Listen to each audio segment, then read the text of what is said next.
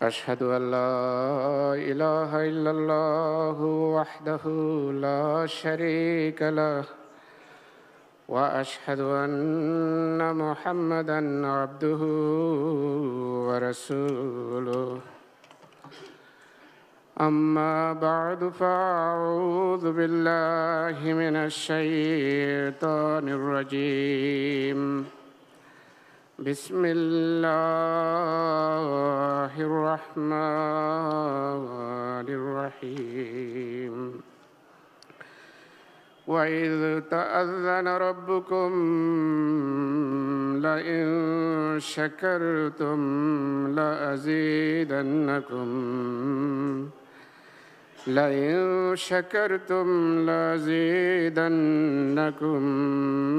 ولئن كفرتم إن عذابي لشديد।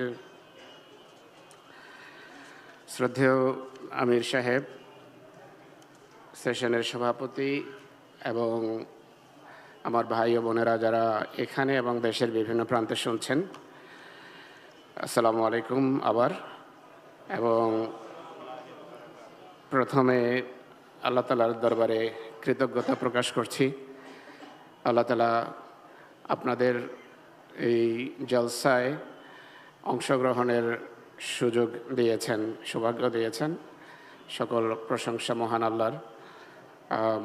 অনেক সময় বরকত পাওয়ার বিভিন্ন কারণে হয়তো সুযোগও থাকে না, আর কোনো স্বভাবগত বা প্রকৃতিগত দুর্বলতার কারণে অনেক ধরনের সেশন এড়ানোরও চেষ্টা করি আমি।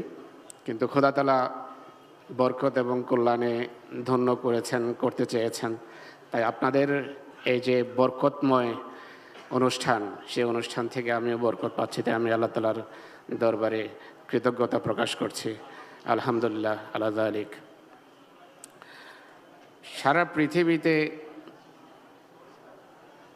বিভিন্ন জায়গায়, অনেক জায়গায় যাওয়ার সুযোগ হয়। পৃথিবীর বিভিন্ন দেশের জলসা আমরা দেখি। আল্লাহ তাআলার ফজলে একই স্বাদ, একই সৌরভ, একই আধ্যাত্মিকতা সব জায়গায় দেখতে পাই। এবং আপনারা বাংলাদেশ জামাত যারা জলসা করছেন, এখানেও